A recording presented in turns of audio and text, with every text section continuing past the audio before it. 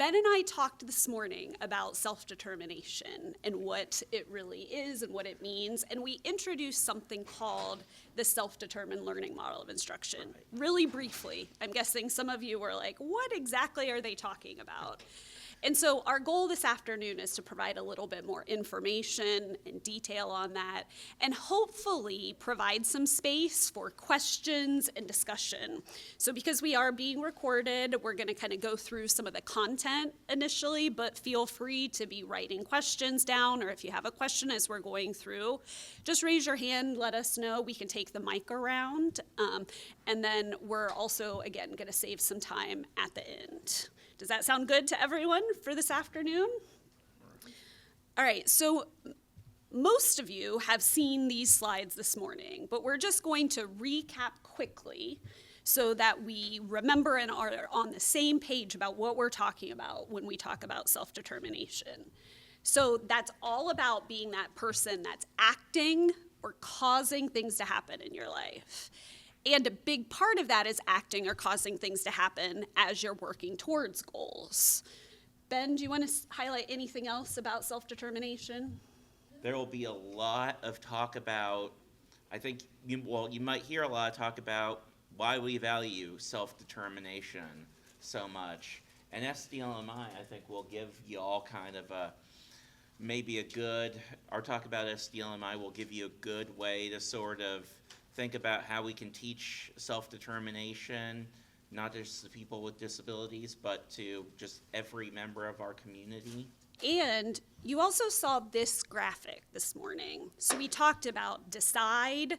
So in many ways, deciding on your goals, being aware of those strengths that you have, the things you want to explore. We heard some great discussion on the panel this morning about interest inventories and different ways to learn and explore the things that you're interested in. And you have to do that exploration to know those things that are important to you. We also talked about acting. Sometimes it's really easy to identify a goal or something that we want to think about and go after, but that action planning step is really hard. How do we actually figure out what steps we need to take to get to a goal? Who set a New Year's resolution in the room? Well, I'm impressed that if many of you aren't setting New Year's resolutions, but I'm going to guess many of you have at least thought about it. How many of you, it's been a great goal, I'm going to exercise every day, I'm going to travel more, I'm going to do more things with my friends and not work so hard. But then does it kind of fall apart when you're trying to figure out how to actually make that happen? Yeah. All right. It's the case for many of us, right? Sometimes we're really good at deciding on something, but then how we take action can be more of a struggle. But we could actually break down the steps, right? Ben, think about how do we figure out those steps that we could take. And then there's also this believe part. We have to really believe that if we decide on things, if we test out these actions that we're excited about, that the world is generally going to support us, that we're going to be able to make steps towards the things that we want to do. And so that belief piece is really important as well. Now, we really want to highlight, though, around this decide, act, and believe framework, we see some words up there: supports, opportunities, instruction. And so being self-determined, making or causing things to happen in your life, it's not about doing this on your own. We talk a lot about how everything we do is interdependent. We're always looking for what are those supports that we need to take steps to make things happen. What are different instructional opportunities that are going to be really important for us?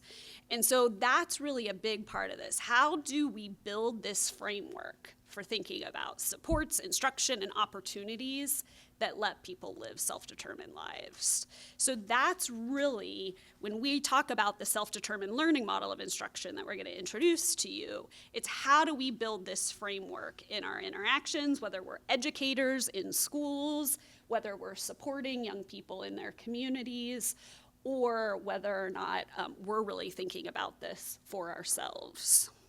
You all also saw this graphic this morning, that this is really important from childhood all the way through later in life. So we could think about how we build these skills and abilities at all of these different phases of life. And so the way that we're going to talk this afternoon during our time together about how to do this is the self-determined learning model of instruction. You'll hear Ben and I say SDLMI a lot. Right. It's a yes, acronym people still ask me about. And, Yeah. Or I've heard people asking me about it fairly recently or something like, and I'm always ready to say self-determined learning model of instruction, because I know that's a long one.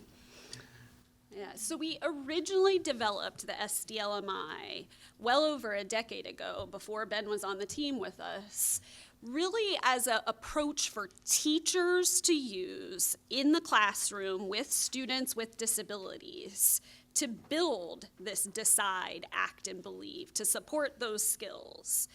And so the SDLMI is actually, when it's used in schools, it's a semester-long intervention with lessons for teachers that they can deliver during class time. And students work through these 3 phases with support and instruction from their teachers.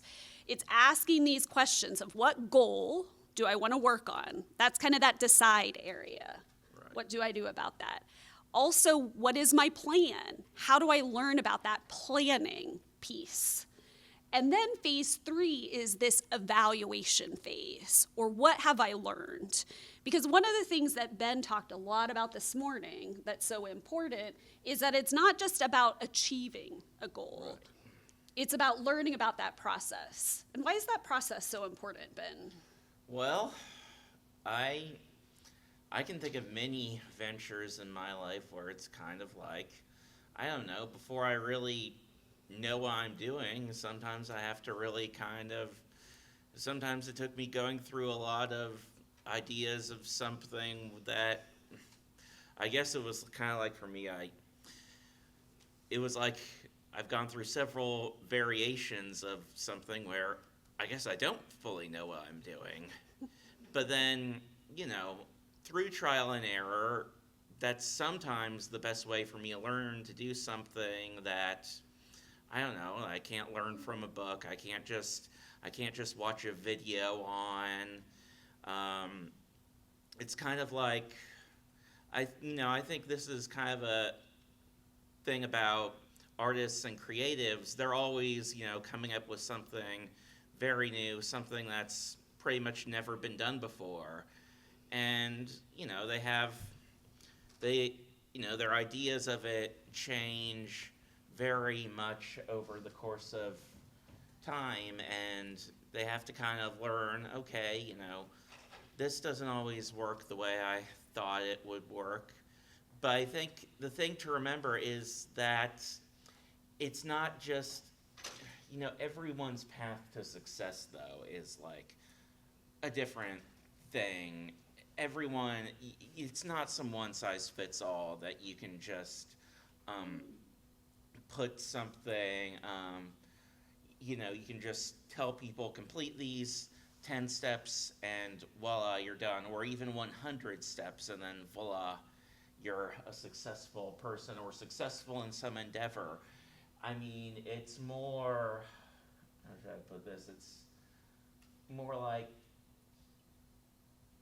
this is a way that we will learn, that people will learn skills that are applicable to success in a wide array of things.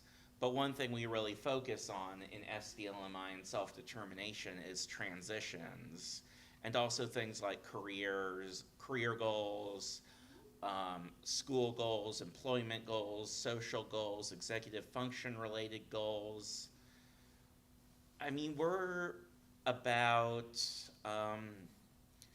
very much about things that people can take with them pretty much anywhere in their life. And learning these things isn't just going to be like, you just learning these things might even require some trial and error, because how many of you all have, how many things have you done that, of all the things you've done, were you just that good at it when you first started? Because I know I wasn't. I mean, that's one way I look at it, but yeah, that's one way I'd say it, because SDLMI is kind of based a little bit on that. It's a learning process, about learning, success through learning, and things like that. I mean, hopefully people should be able to get to a point where, they have the job they like, they have they're in a living situation they like. And studies have shown SDLMI to be very compatible with, very conducive to people achieving better outcomes in life. So that's kind of my take on the issue.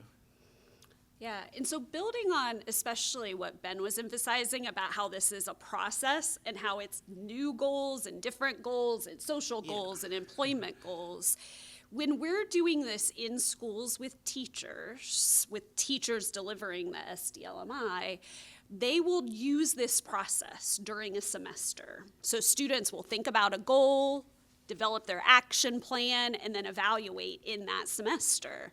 But then the next semester, they can come back and work on a new goal. So if they achieved their goal last time, great. Let's talk about what the next goal you want to work on is.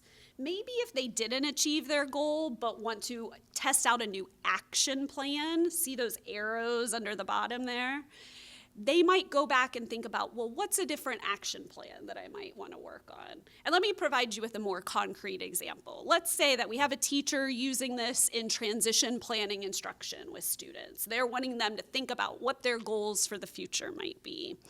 So I know we've got some educators probably in the room, family members, people with lived experience. If we were to start talking about what's a goal for what you want to do after high school, what might be some career goals people might hear from students that they're supporting or from people you know? Go ahead and shout them out. I'll say them back into the microphone. Go to college. Firefighter, did I hear? YouTuber. Yes. Monster truck announcer. That's an interesting one. And sometimes we get very specific, like firefighter, go to college. Sometimes it is these things. I want to be a YouTuber. We often use the example of, we often have students say things like, I want to be a professional basketball player. I heard something about, what was yours? A wrestling or something along those lines. And so, but what we want to do with the SDLMI, and as we talk you through the steps, you'll see how this can support that. We don't want to say, oh, no, let's narrow that down. Let's figure out a different career, one that fits better. It's like, if you want to be a YouTube influencer, which I actually had to look this up to figure out what the skill sets for a YouTube influencer are, because it's becoming more and more common. We're seeing it a lot in the goals that students set. But that could be a great goal to set. Let's then try to figure out an action plan to figure out what would it take to be a YouTube influencer. So let's map out those skills. And let's then ask the question, is that really what I want to be doing? And if not, what have I learned? Maybe I learned I don't want to be a YouTube influencer. Maybe I want to adjust that and think about a career that lets me do something with videos, because what I really like is the idea of recording things or being involved in production. Another way we often do this is, I mentioned this example of students that want to be professional athletes. Well, if you go through this mapping process and you have to eat, 10,000 calories a day and exercise for 4 hours and do all of these things, it's asking those questions of, is that really what I want to do? Or what have I learned about what I'm interested in? And is it something about the sporting, like the team element of that? Is it the actual athletic part of that? And how can you narrow down a different pathway that you might want to further explore? So this is meant to be a process that can be used over and over again to refine the goals that you're working on, to ask yourself different questions, and to really build that community. And so I've kind of talked about how this can happen in schools.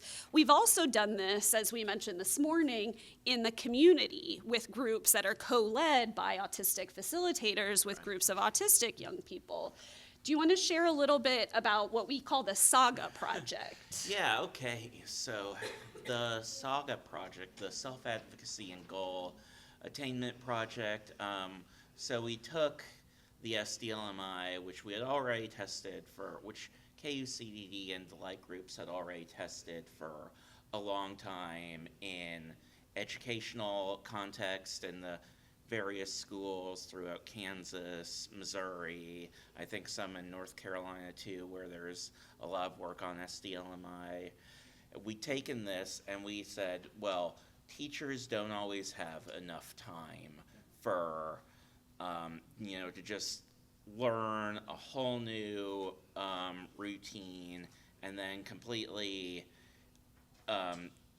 take the old routine and just, make it so this either, change that routine or make it totally compatible with this new one. They don't always have time to just implement new ideas into their classrooms. So we figured, what about community settings? And will we find similar results in community settings where people are learning SDLMI? I can't say what future studies will necessarily show, but I definitely think the research is promising on how effective SDLMI is in community settings compared to school-based settings.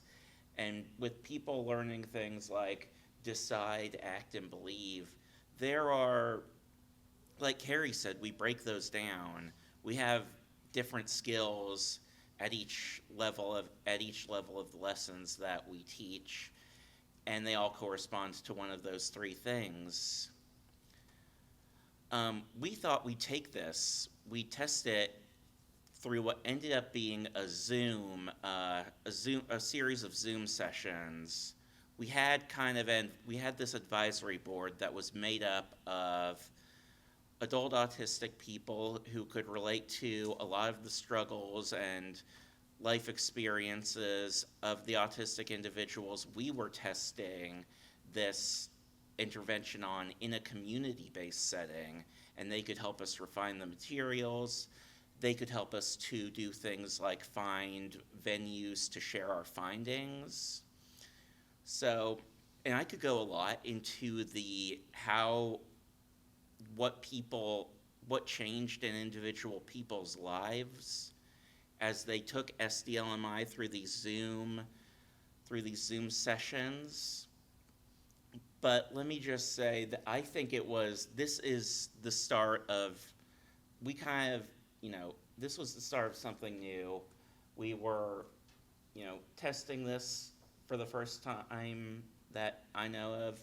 We might not replicate the same results if we did it again, but if this has 20 years of study like the SDLMI in education settings had, I don't know. I mean, I can't predict what will happen, but I can't predict what the results will be, but I think it will show some value and some weight like SDLMI has done in its typical setting for the last 20 years.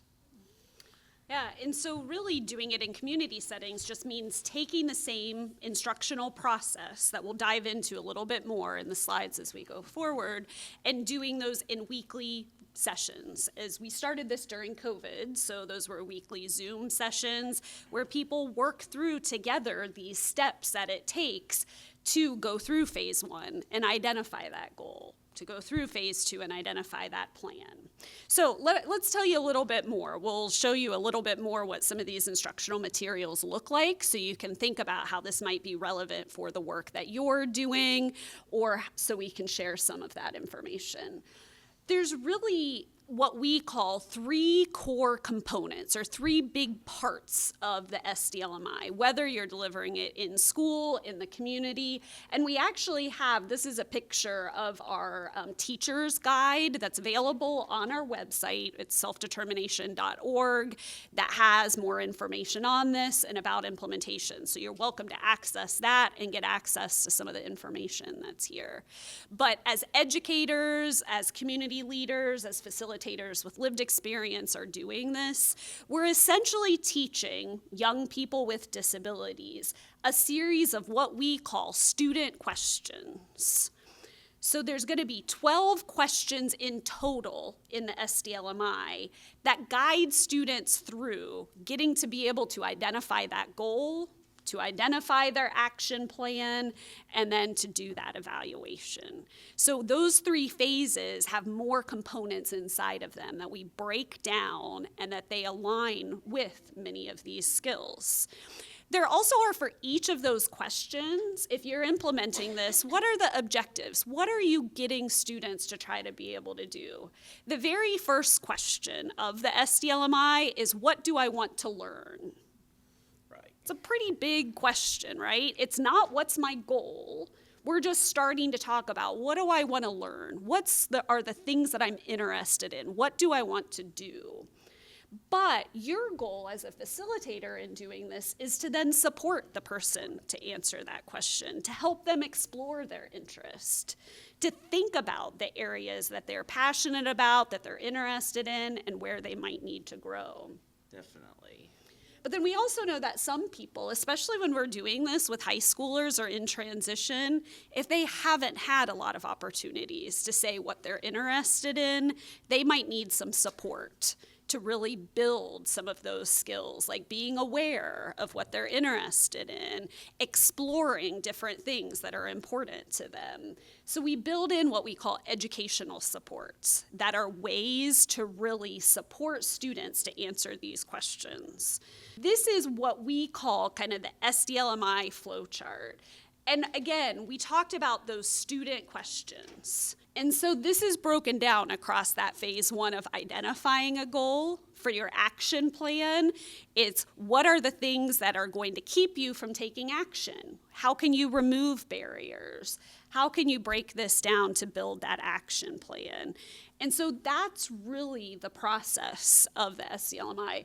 And again, I apologize, you can't quite see those teacher objectives very clearly, but on the right side of the screen are those objectives that as an instructor, you're going to be doing this. So again, you can download these phase flowcharts from our website so you can see more and think more about these areas and how they're used.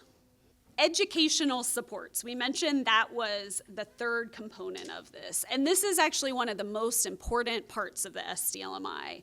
You see a lot of pieces up here: goal-setting instruction, self-advocacy instruction, decision-making instruction. These are all of those skills that are a part of self-determination, but how often do we explicitly teach some of these areas? Are all of you that are educators always thinking about building this teaching into everything you're doing and tying it all together for students? Yeah, you're finding those moments. And really, the SDLMI and this process is all about taking many of those pieces that we're teaching, we're incidentally teaching problem solving, and tying that to how do we use this while we're setting and going after goals for our future. So how do we problem solve when we experience a barrier to reaching our goal? But the SDLMI starts at the beginning of the semester with 4 lessons that we call preliminary conversations. Before we even get into talking about what is our goal and how are we going to work towards it, we really think about how do we support people to understand what self-determination is. What are we talking about? We define key terms that are going to be part of the SDLMI process. Things like goals, barriers, problem solving. So many of those things that you're already doing or supporting and thinking about, but putting that together. So we're talking about those things and how they fit together. And then we're going to talk about the different roles that teachers and students might have in that goal setting process, and then introduce the SDLMI. You also see that students, as part of this, are going to take that self-determination inventory that Ben and I shared information about this morning, so that that really is something where everyone has a picture of where they are in their self-determination and where they might want to improve. Ben, do you want to share anything about how we kind of talk about any of these key terms? So,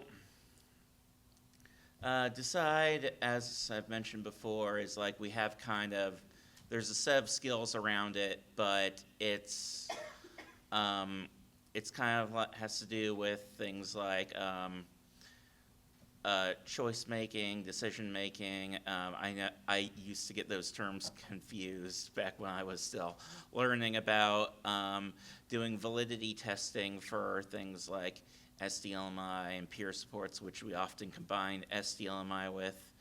ACT is it's also broken down into things. Believe, I happen to kind of be a little familiar with this one my own way, because I think I found belief was my strongest that I took when I took the SDIR. So it's kind of, I guess, like what Karrie said, or as I kind of have found that, it's, believing the world can come out to support you, or at least believing the world can come out and give you the opportunity, to provide a place to give you the opportunity for something. And I also find too that, you can't, believing is something that a person kind of has to make the choice to do themselves too. I mean, I know, I think we could get into that one particular aspect of it a little more thorough, into a little more detail, but yeah, these are all about, as I like to point out, no one's setting your goals for you. You are in the driver's seat, because this is all connected to the idea of self-determination, which is what we're trying to teach ultimately, and what I think we've taught pretty well for, at least 20 years or so. I can't remember how long it's been that, studies have shown that the effectiveness of this strategy, but yeah. Yeah, and we wanted to highlight some different resources. Again, Right. Hopefully we'll be able to see some of these on the screen, but this is an example activity from this introduction to the SDLMI that actually some of our teachers and students created. And so this breaks down some of these key terms: goal, barrier, opportunity, support, plan, evaluate. And this is an activity where students come up with their own definitions of what these words are. Then they talk as a class to try to figure out, well, does my definition align with your definition? Do we understand a goal in the same way? What does this look like? Now, this could be students writing this down. This could be students identifying pictures that communicate these words for them. This could be different ways that they're doing this in their own life, and then coming up with examples of what this is. So this starts that process of having conversations about what these goals are and what this looks like. And also, one of the things that we really encourage, whether it's educators that are starting to work with their students on the SDLMI, or if we're doing this in community groups, to talk about and try to shift that conversation. I think we may have mentioned this morning, that all too often we tell students what their goals are. Whether that's in the academic setting of, you're going to pass this test, or you're going to master this math concept, or even in, transition, it's, you're going to explore the jobs that you want to do. But it's a fundamental shift if the person is the Yeah. one that's the driver of that learning and identifying the goal. You can, as an educator, as a family member, as a peer supporter to your friends with disabilities, you can still definitely be a supporter, a person that's providing instruction, but we really want the student to learn to be that self-directed learner. And that's why we really use this language of the SDLMI is about you self-directing your learning and the goals that you're setting. Your goals are yours and your responsibility. We're going to support you to think about how you get there, but how do we make that shift from it being a teacher-directed approach or a other-directed approach to being that student-directed approach with supports? This is still all intermingled, right? Remember, we're striving for interdependence, but we're wanting to really make that shift. So talking about that partnership and what's happening. So I've mentioned phase 1 of the SDLMI. Remember, what's the purpose of phase 1? It's to identify that goal. These are the questions that are in phase 1. And each of these questions can be a lesson, a conversation, a session to really support people to explore what this is. But we really want to emphasize that these questions are the person's questions. They're the student questions, they're what the student is asking themselves, and we want them to go through each of these questions and think about that response so that they're identifying the strategies that are important to them. So in phase 1, it's going to be thinking about, what do I want to learn? What do I know about it now? What do I need to learn or change? That's identifying those barriers and getting around them. And then what is my goal? And so this is going to be really what we're supporting teachers and students to talk through together.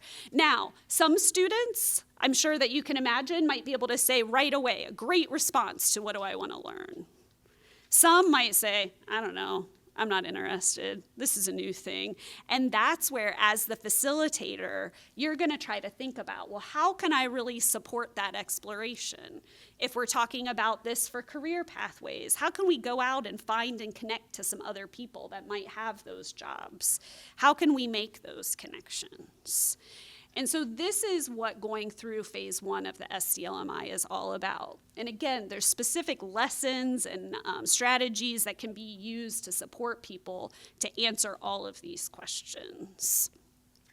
We also, sometimes the questions may not work the way that they're worded for some people. So we've got some alternate phrasing. Instead of asking, what do you want to learn? You might also talk about, what do I want to work on? Or what do I want to know about? So there's lots of different ways that we can ask this question. But again, it's all about asking that question and providing those structured opportunities to respond, just like you saw the teacher doing when she was going through those barriers. It's how do you have that conversation and get students to provide meaningful responses to this. So a big part of the SDLMI is that students record responses to each of these questions as they're going through the model. And there are lots of different ways that this can happen. For example, this is actually a picture from the communication device of the student that you saw earlier that reflected some of the things when they were really thinking about, what do I like to do? So that they had the option to pick areas that were important to them using symbols that were relevant for them so that they could be initiating that conversation. Again, rather than others identifying those areas, they were starting to communicate some of those areas. So technology can be a big piece of this. And Ben, when you were doing the SDLMI in the community, you guys use things like Jamboards and Padlet. Yeah, Padlet was one of the, I think there was, we also played a Wordle game at the beginning of each session, or a lot of sessions, and a lot of the words would turn out to be words that were related to self-determination. Mm-hmm. So technology, I mean, of course we used Zoom, but there was one other thing that gosh, I wish I could remember it, but there's another thing we use that I know was really instrumental back when we did it about 2021 to 2022. So it's been a couple of years, but Padlet is, I think it's key. And we also use Qualtrics surveys. I think we did. Yeah. But when you're using those technologies, you can provide lots of different ways for students to provide their responses, to track those so that you can come back to them and connect those things over time. Now, I've mentioned these teacher objectives, and so these are what you're trying to do in supporting a person to answer the student question 1. So you see enabling students to identify their strengths and needs. So it may be in asking that question of what do you want to learn, you really have to support someone to identify what they are good at and what they're not good at.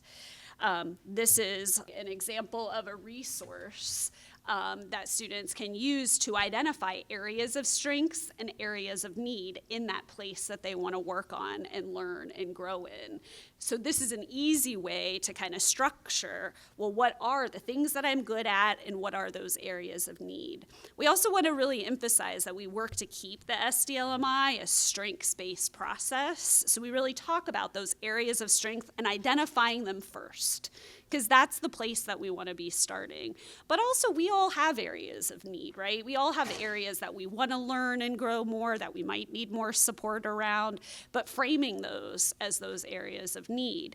And then we can also practice some of those skills of how do you select the area that you want to work on. You might see that there's check boxes on this screen. So you can list lots of strengths, you can list lots of areas of need, but what do you want your area of focus to be? And so this supports that prioritization or identifying those things that are most important. So we're building a lot of this learning of how do we identify those areas that are important to us, how do we prioritize them, and then how do we ultimately decide on what we're going to work on as we're doing this process. So built into this workshop, we've got a lot of those educational supports, those skills that we want to teach and promote. So we have, just in case you can't read this, communication instruction, decision-making instruction, goal-setting instruction, self-awareness instruction, and goal attainment instruction. In all of that, we can tie these together to really think about how do we communicate those strengths and areas of need? How do we make a decision about the ones that are most important to us that we're going to prioritize as we're thinking about working through the SDLMI or as we're identifying goals and areas that we want to work on in the future? How do we really make sure that we're clear on what's important to us and making those decisions that are aligning with these areas that are important to us?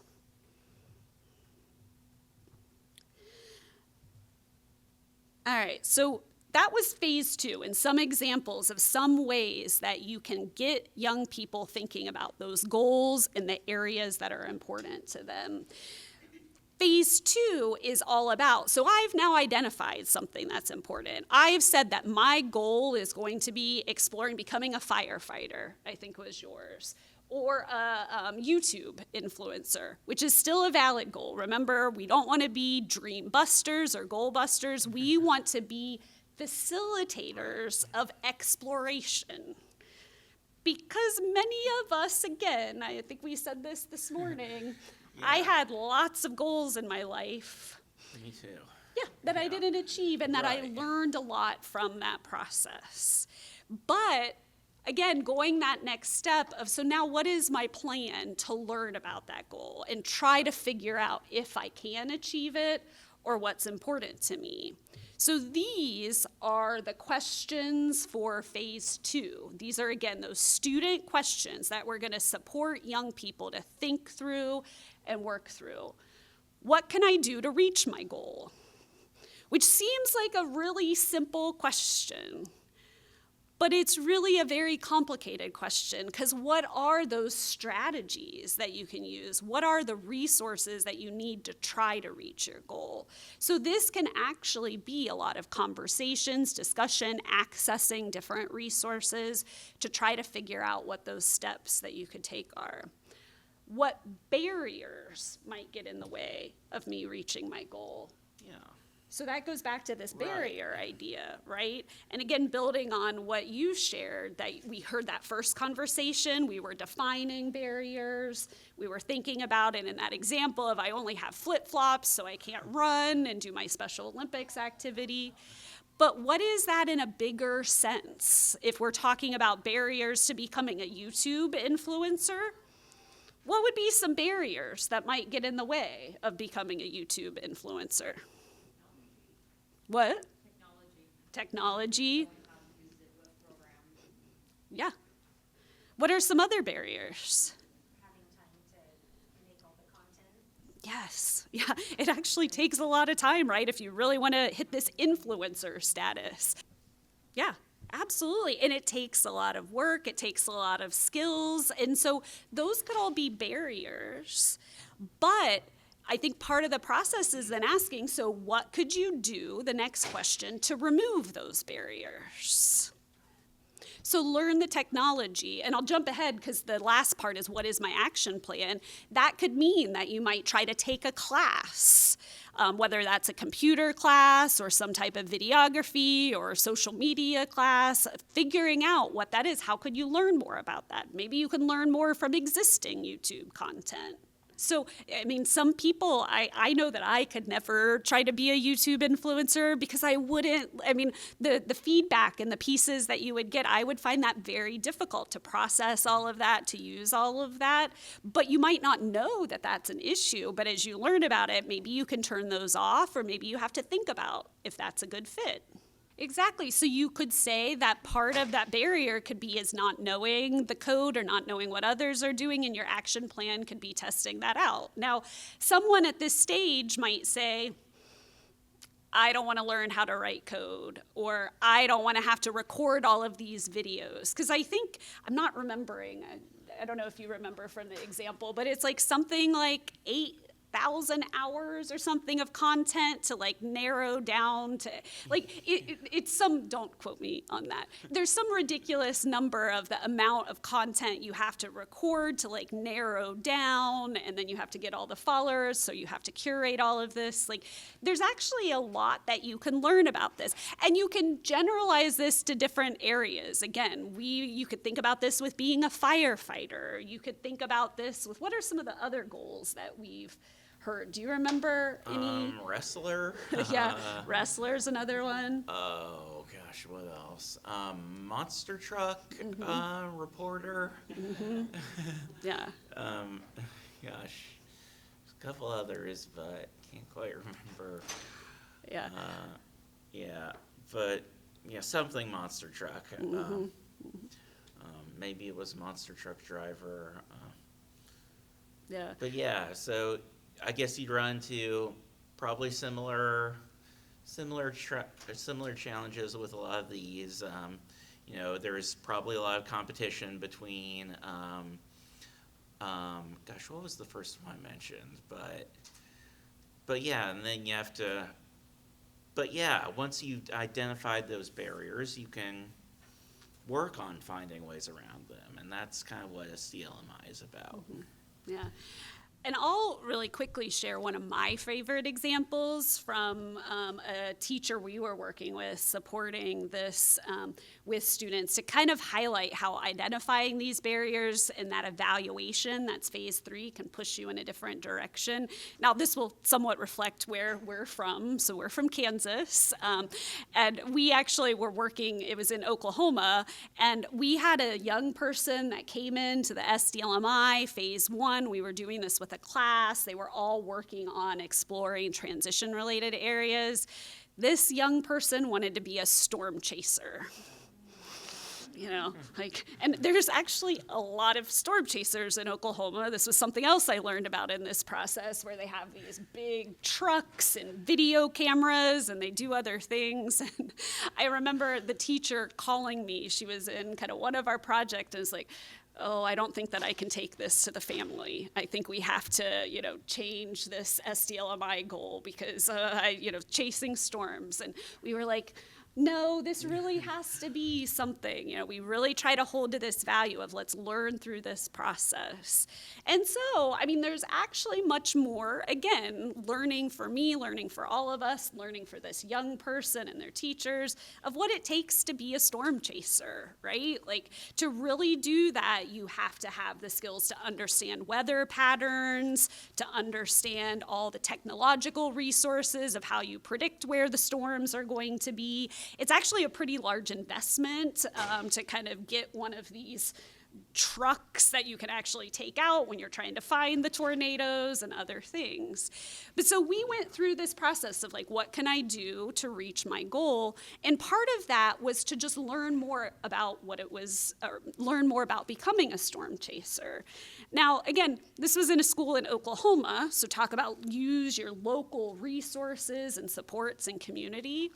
There were all kinds of storm chaser clubs with community members who actually were very well resourced and connected, because it takes a lot of money to be a storm chaser. Again, something I didn't realize, but there's both a whole community and a lot of resources in this community.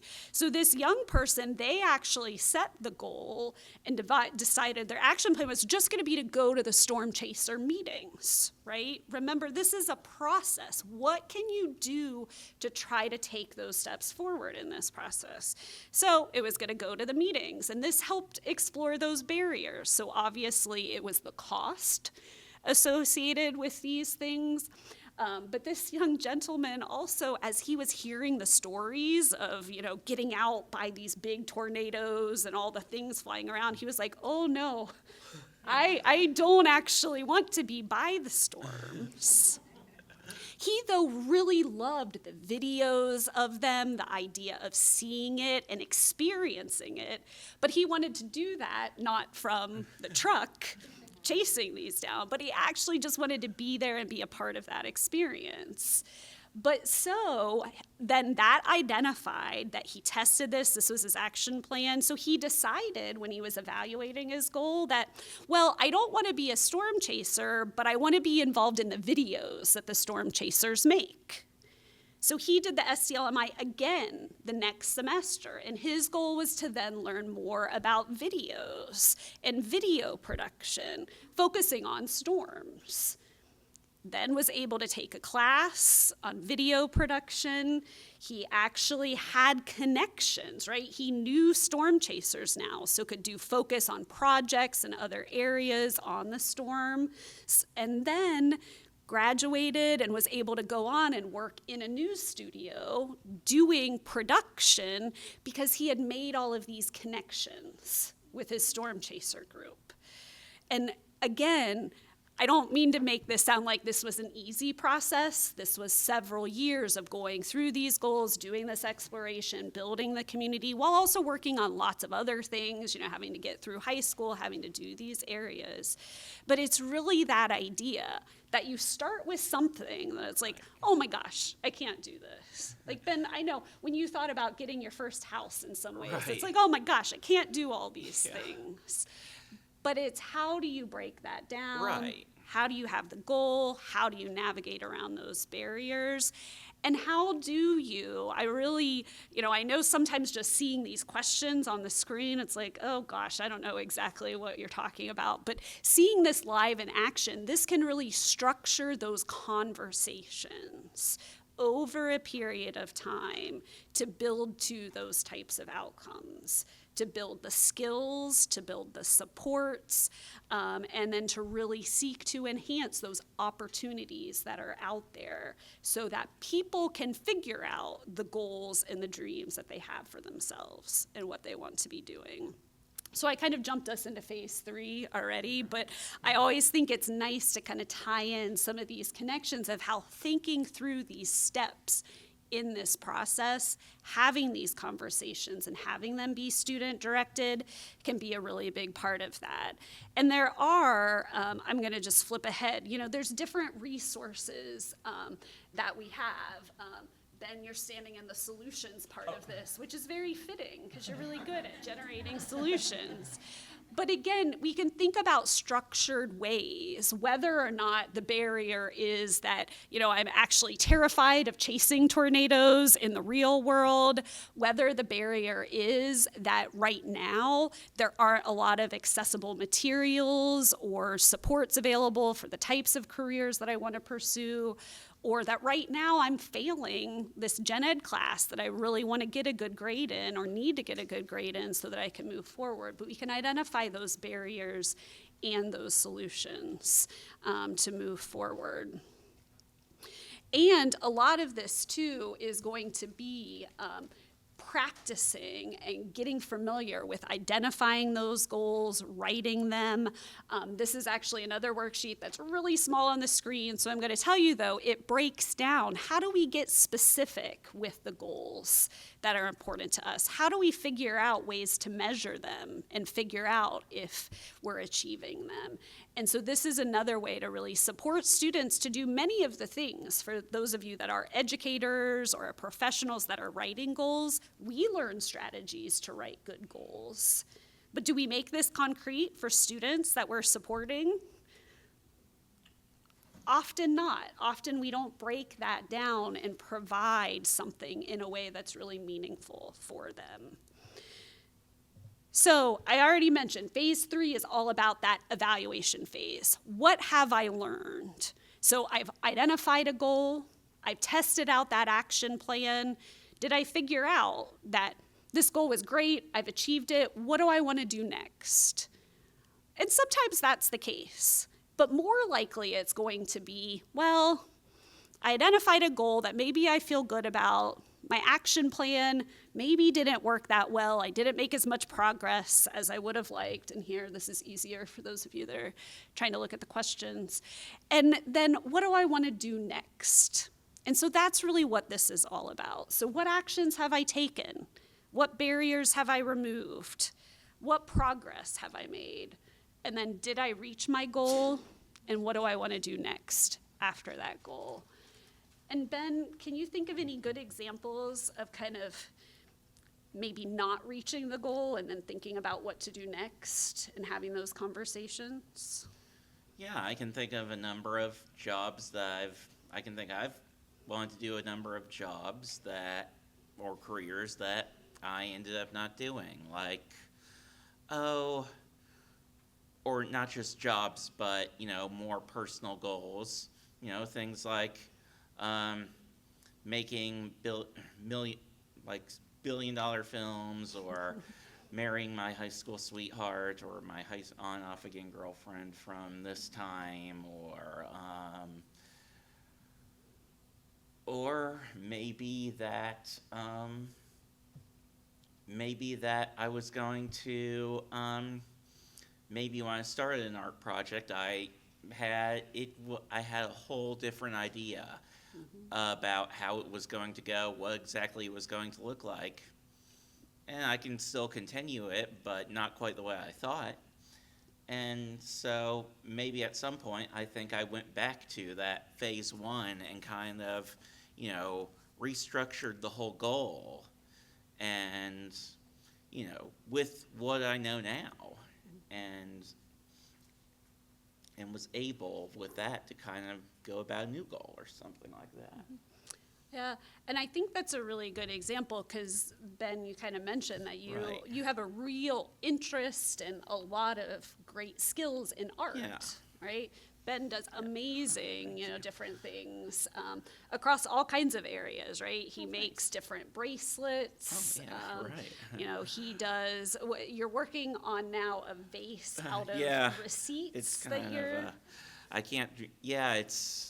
It's vase, umbrella stand. I can't really, I mean, it won't exactly be a vase, but the way I have it in mind, it'll look nice and balanced and things like that.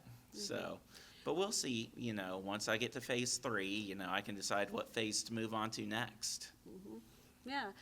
And at one point, you thought maybe art or media or something might be one of your career Yeah, pathways. kind of but like that, yeah. now it's kind of a hobby and something that really helps build community, Right. Like we all did pictures yeah. with our autism awareness bracelets Oh, that yeah, Ben made for. Yeah, the autism acceptance colors of, well, if you've been on social media long enough, you've probably heard about different kinds of colors like gold, red, taupe, green. I probably don't, there's probably other colors by now that I haven't heard of, but that post, I think, I think it got, some good traction on our Facebook page. And it brought our team closer together, and so we're continuing to kind of, again, figure out how you can use those Right. talents. And so the same way that Ben's talking about using this SDLMI process, right? Yeah. You can use it over and over for different types of goals. I think Right. everyone at our center has our own version of these questions that help guide us through a lot of the decisions we make. And that's what we're trying through this to make more explicit for young people. We're often teaching or talking about goals. Maybe we're doing some goal setting instruction. We're doing that decision making, but we're not putting it together in this process that we can use over and over and repeat with new and different types of goals so that it can eventually be something that all of us have some strategy in our mind for how we go about going after our goals, testing out our action plans, and moving forward. And by making that more explicit, it can make it easier for Yeah. all of us to work together on those areas. Right. We do hope this gives you a little bit of the picture of the SDLMI. I will say that there are fully developed instructional materials for each of these questions. We often do kind of a couple of days of training to take educators and community facilitators through that whole process. So we've just given you a little bit of a picture, but hopefully you can see how those questions and even how you're having those conversations about these key terms and going through this process of thinking about goals and action plans can be useful in whatever context you're working in. Thank you so much for hanging out with us on a Friday afternoon. The UC Davis Mind Institute was founded in 1998 with the promise to reduce and prevent the disabilities that can be associated with autism and other neurodevelopmental conditions. Every day, our clinicians and researchers make progress on that promise. Our groundbreaking research on autism, Fragile X syndrome, chromosome 22q11.2 deletion syndrome, ADHD, and other conditions associated with disability are helping affected individuals achieve their fullest potential. Please visit our website or our social media platforms to find out more about current studies, upcoming events, and how you can help make a difference.